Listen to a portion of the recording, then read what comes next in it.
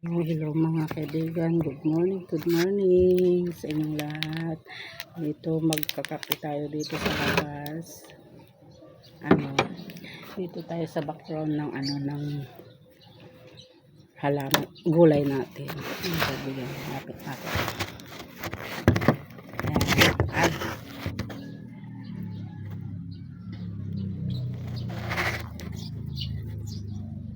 Ayan mga kaibigan. Dito tayo magkakape. May may isang tinapay na may palamang cheese. Yan. Kaya dito tayo.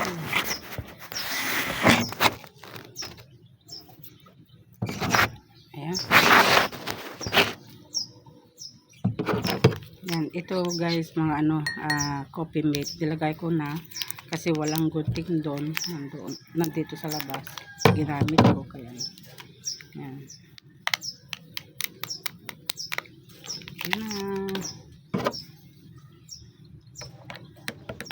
Ito yung tinapay natin. Isa lang na tinapay.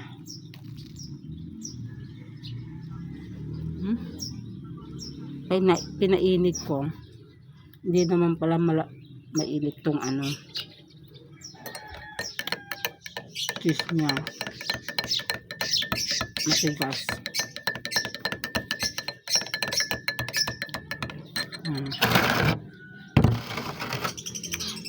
Mamaya magano tayo ng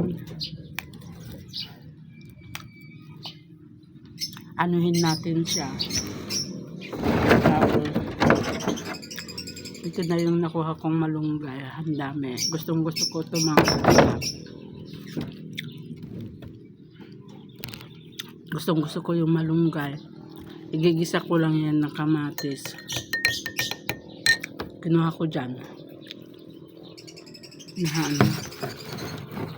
Yan. Ang daming bunga din sa taas niya.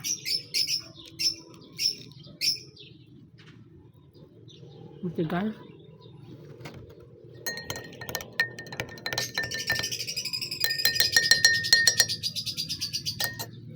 Kasi galing ng rep.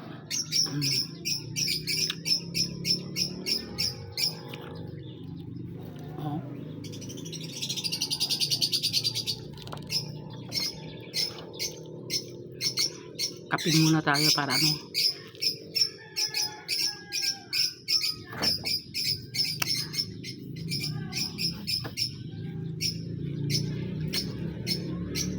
yan yung may bunga na yun. Bininyagan ko na ng bininyagan ko na ng linagyan ko ng parang kumbaga paasawahin na ko na nasawa ko na yung may bunga siya, tapos yung bulaklak nagbuka na, kaya linagyan ko siya ng ayun yung pinakadulo niya. Yun ang sabi nila mabubuhay. Kaya yung ginawa ko, yung mga bunga niya, ginanon ko rin siya. Kaya parang ganito yan. Kita nyo yung mga ganyan, ginanon ko. Yan.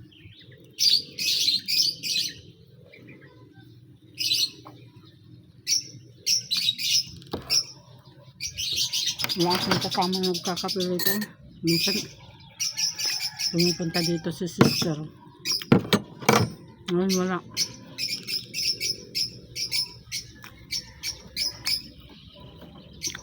Ay, bukas guys,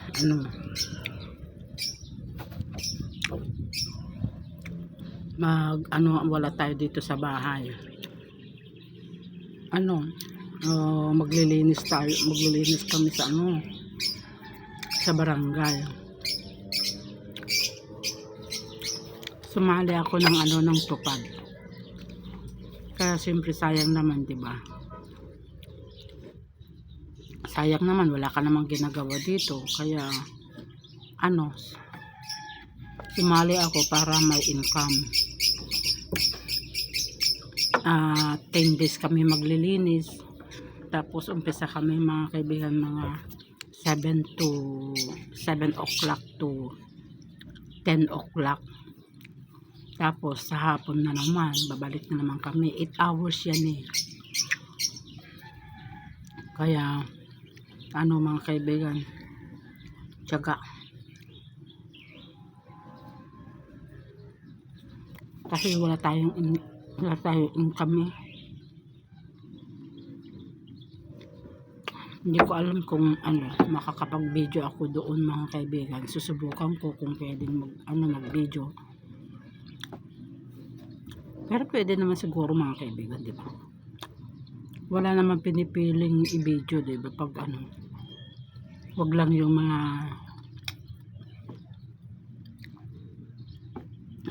mga mga masasama, ganun.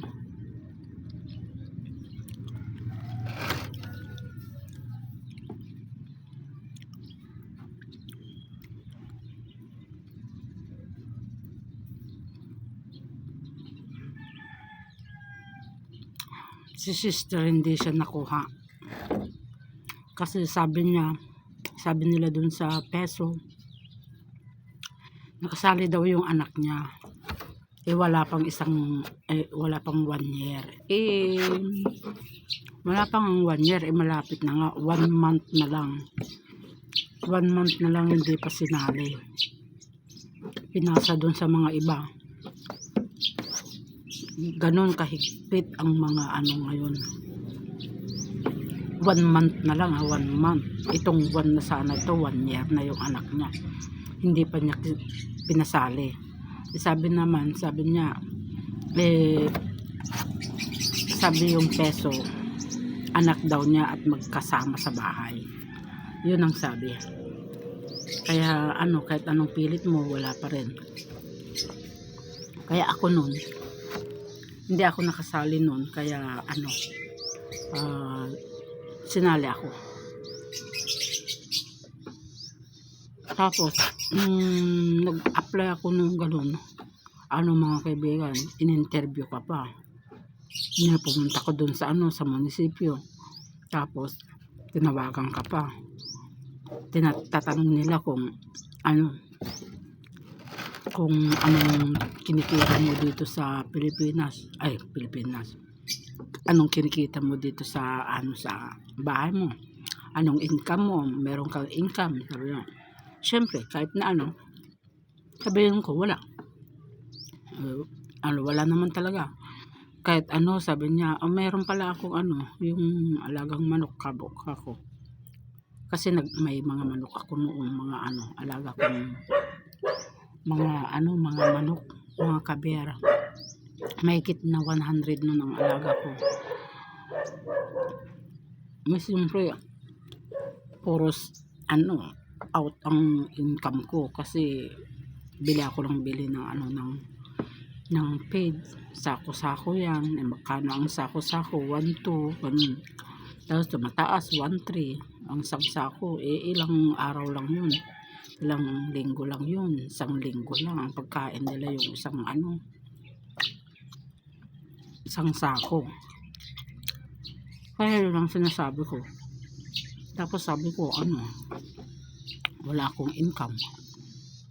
Tapos sabi na, magkano ba yung binibenta mo? Magkano yung bawat araw mo? Magkano kita mo? Sabi niya, wala nga akong kita. Sabi ko, kung may bibili ang isang manok 450 kasi mabibigat yun. Mga 3 kilo ganun. Tapos yun ang sinabi ko. Yun, tinanggap ako. Sabi niya, hintayin ko lang daw yung tawag niya sa akin. Kaya ilang buwan may tumawag sa akin. Ayun, in-interview ako. Kaya nakuha ko. Sabi ko, single mother. Single naman ako eh. Single naman tayo.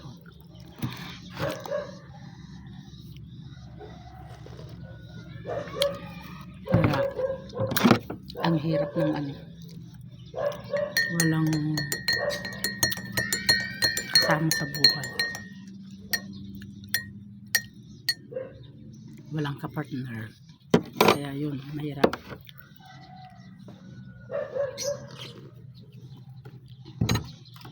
Kaya kung hindi tayo magtsatsaga, wala. Kaya tinanggap ko na yung ano, yung tupad na yun kasi maglilinis ka lang naman. Sabi ko nga, naglilinis ako dun sa ano, dito sa likod, sa harap, madudumi, madamo. Kaya talagang ganyan, huwag nating abusuhin yung sarili natin mga kaibigan. Kung hindi natin kaya, huwag natin pilitin. Ito nga, hindi ko nga pinipilit sarili ko na maglinis. Pinapa-sprayan ko na lang. Pinasprayan ko ng ano, ng pangdamo. Kaya natuyo lahat sila dyan sa labas. Sa harap. Kaya pag tag-ulan na, ayan na naman. Tutubo na naman yung mga ano, mga kaibigan, mga damo. Yun ang mahirap. Alam nyo, nakakatakot pa. Tapos bagyo, ganun. Diyan ako takot. Mga bagyo-bagyo mga kaibigan. Super takot ako.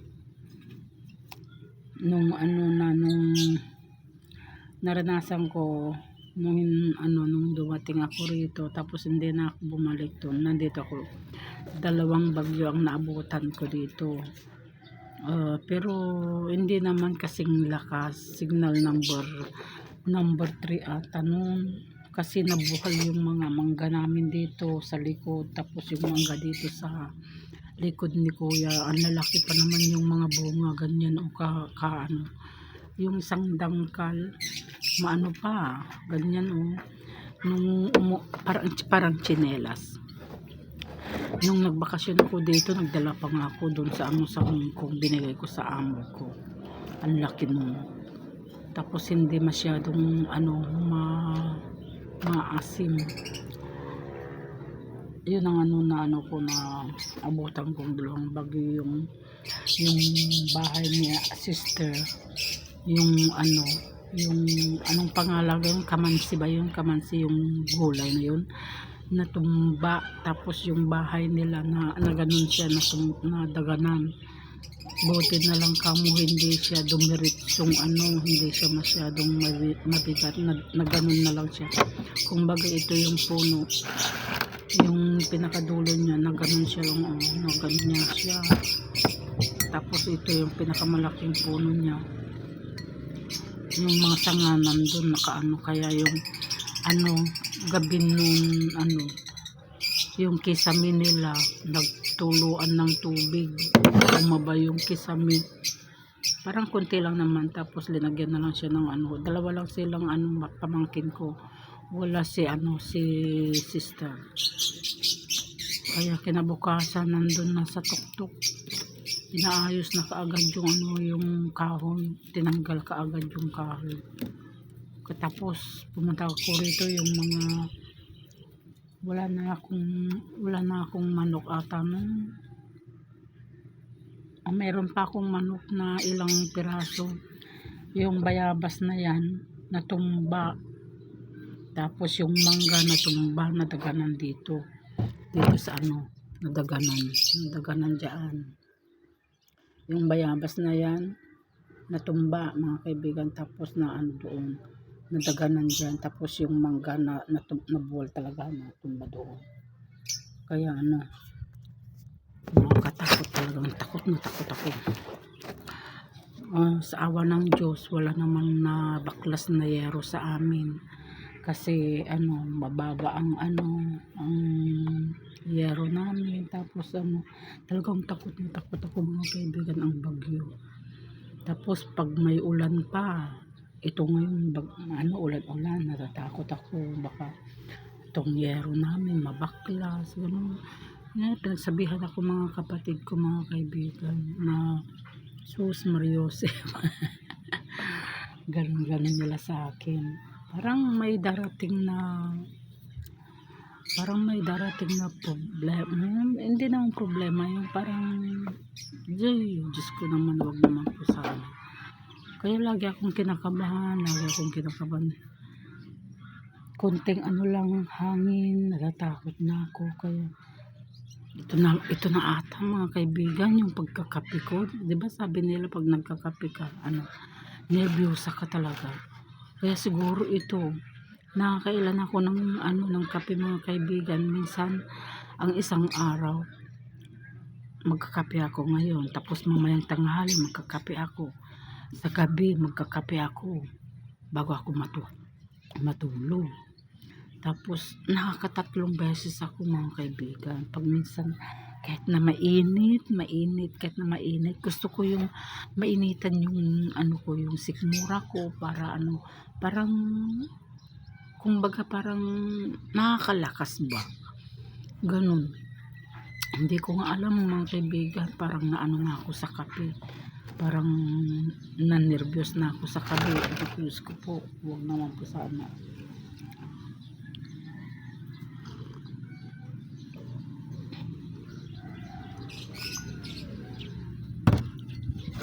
Kaya parang hindi mo naman maiwasan ang kape. Olive,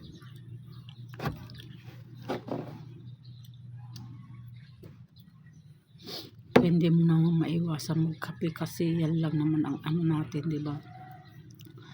Ito lang naman ang pinaka the best nating iniinom kaysa yung soft drinks. Ayaw ko mag soft drinks mga kaibigan, kasi nalala ko nung nasa abroad ako, ang pinakatubig ko soft drinks, kaya sumakit yung sikmura ko, ganun. Kaya ang sakit talaga, ang hirap kong hinanapan ng gamot, ng solusyon niyan. Kahit nang pa-doktor ako noon, wala pa rin. Kaya parang masakit talagang super. Kaya ilang taon akong hindi uminom na ng soft drink, kasi sabi nila acid daw ako. Kaya hindi ko na tinikman ang soft drinks. Ito nga yung nung dumating na ako dito sa Pilipinas, minsan ayaw ko nang uminom. Minsan pag mainit na talagang init talaga, gusto kong uminom ng malamig. Kunti lang yung lang, sa isang buwan siguro mga isang beses lang ako iinom, or hindi pa. Iniwasan ko ng mga kaibigan ang soft drinks.